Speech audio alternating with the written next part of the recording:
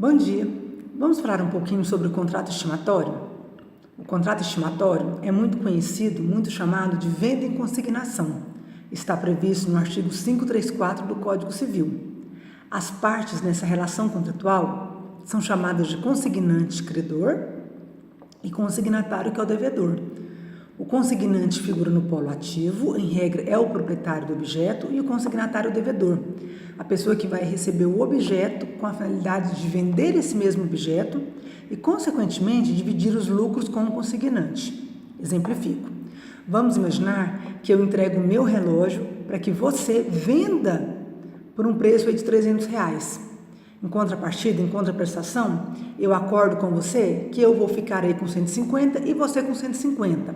Ou que, de repente, eu vou ficar aí com meus R$200 e você com 100 ou vice-versa. Depende do que for acordado entre o consignante e o consignatário. Consequentemente, o contrato estimatório, também chamado de venda em consignação, ele dá origem ao contrato de compra e venda. Se eu entrego o objeto para você vender e você vende para um terceiro, nós temos duas relações contratuais. Você tem comigo um contrato estimatório e você com o terceiro, a chamada compra e venda. Esse contrato lembra um pouquinho o de corretagem, né? Mas o de corretagem acontece quando uma terceira pessoa, chamada corretor, é contratada pelo seu cliente ou comitente para que haja uma intermediação no contrato de compra e venda. Vale lembrar que o corretor ele não celebra a compra e venda, ele apenas vai fazer uma intermediação. Ele aproxima, sim, comprador e vendedor. No contrato estimatório, o consignatário vende o objeto para uma terceira pessoa. E digo que esse objeto necessariamente tem que ser um bem móvel e corpóreo. Para relembrar, o móvel é aquele que pode ser transportado porque não vai haver essência, não vai haver perda da essência, não vai haver prejuízo da sua essência. E o bem corpóreo é aquele dotado de materialidade física. Então, uma carteira, um livro, um relógio, um brinco. Então, o objeto do contrato estimatório sempre tem que ser um bem móvel e corpóreo. Mas esse bem pode ser fungível e também pode ser infungível. Fungível, passível de substituição. Infungível é o que não pode ser substituído.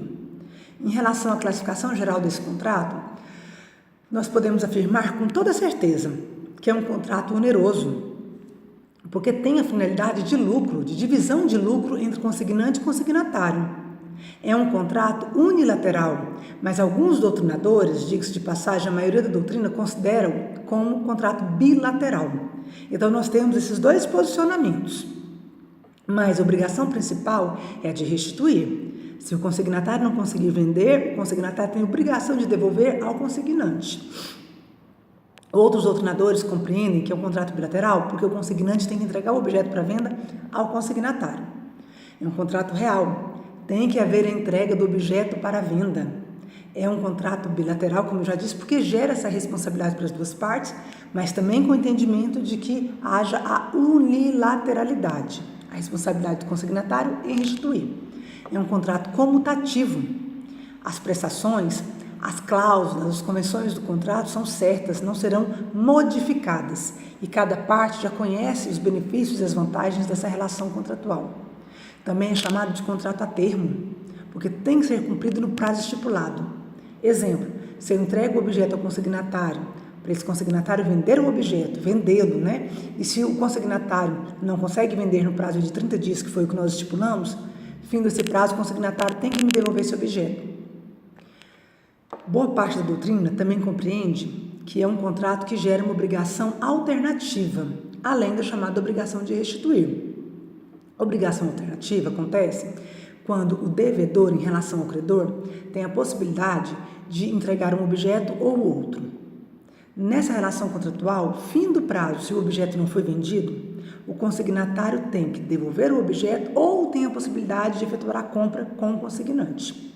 O consignatário pode comprar esse objeto. Então, trata-se também de uma obrigação alternativa de forma secundária.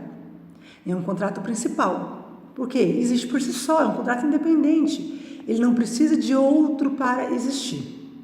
O contrato estimatório pode gerar a compra e venda, mas é muito importante dizer que a compra e venda sempre vai ser um contrato principal.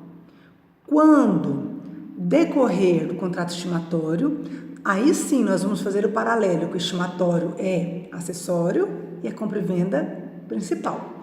Mas eu posso fazer a compra e venda sem o contrato estimatório.